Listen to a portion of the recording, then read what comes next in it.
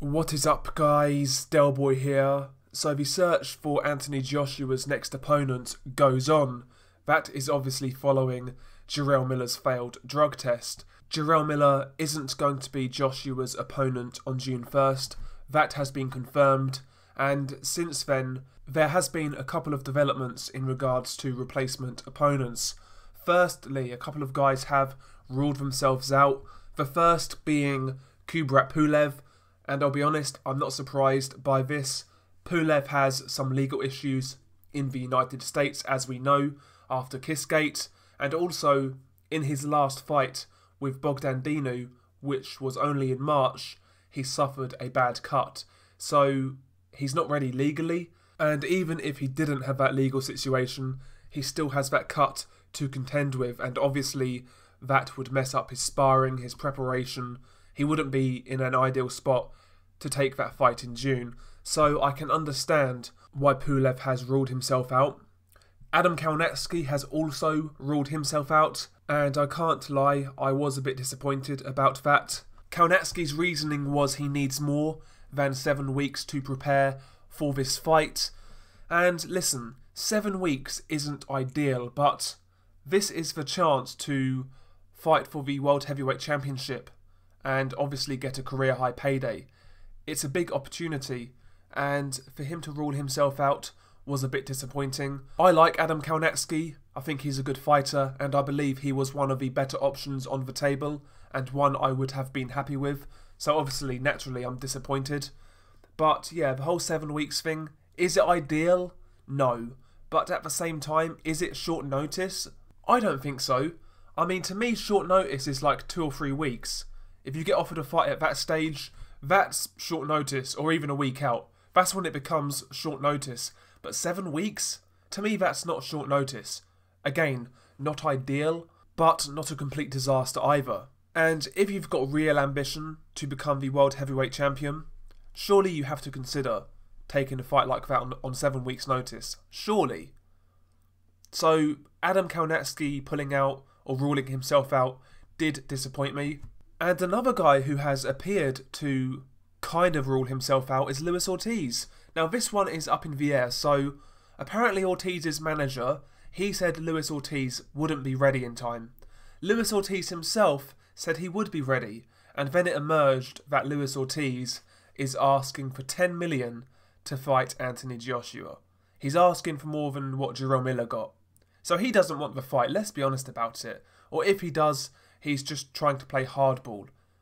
And maybe he's just trying to negotiate, but 10 million to me sounds absurd. Bear in mind, Luis Ortiz took the Deontay Wilder fight at 5 weeks' notice for about $1 million. And that's when Luis Ortiz had his O. That's when he had that boogeyman aura. He doesn't have that now.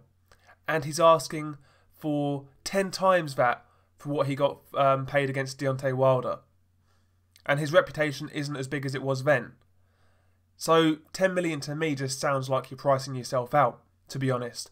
But again, maybe he's playing hardball, maybe he's just trying to drive up his price, and if he does and he gets the fight, fair play to him. But 10 million seems like such an unrealistic amount to me, to the point where it looks like he's pricing himself out. Does he really want that fight? I'm not sure. I'm not sure. That's the fight I want to see, by the way. I'd really love Joshua to fight Ortiz. And it does make a bit of sense because Luis Ortiz has fought in New York before against Deontay Wilder. You know, he's a top 10 contender. He's still a name. So Joshua versus Ortiz, to me, is the fight I want to see the most. But again, that looks up in the air. And I'm doubtful that fight gets made, to be honest. So 2 guys have ruled themselves out in Kubrat Pulev and Adam Kownacki, and Ortiz looks to be making things difficult. And to me, that makes Michael Hunter the frontrunner to get this fight. Michael Hunter obviously fought for a Cruiserweight World title against Alexander Usyk, acquitted himself really well. After the Usyk fight, he decided to move up to heavyweight, and he's got a couple of good wins. He beat the hyped prospect Martin Bakole, and after that fight Michael Hunter went on to knock out veteran Alexander Ustinov. So Since Michael Hunter's been at heavyweight, he has made a bit of a splash and he's made some noise. He's clearly a very talented fighter, great jab, good speed, solid defense, fairly durable. He's a good fighter, but the only issue is, to me, he's a very small heavyweight. To me, I would still like to see Michael Hunter at cruiserweight, if I'm being honest. And before he fought a guy like Joshua at heavyweight, I would have liked to have seen Michael Hunter fight like a top 10, top 15 guy, just so we know where Michael Hunter really stands in the current heavyweight division, because right now he's got a win over an ancient Alexander Ustinov and a win over a hyped prospect. He performed well in both fights, don't get me wrong, but he's not really fought at top 10 level in the heavyweight division. So would I be mad with Michael Hunter? No. He does bring some different stylistic challenges to the table. He does have good skills, but I don't think it's the best option either. I would much rather have Luis Ortiz, but if that doesn't happen and we're left with Michael Hunter or Manuel Charr, I'm taking Michael Hunter every day of the week. So share your thoughts below. Tell me what you guys think.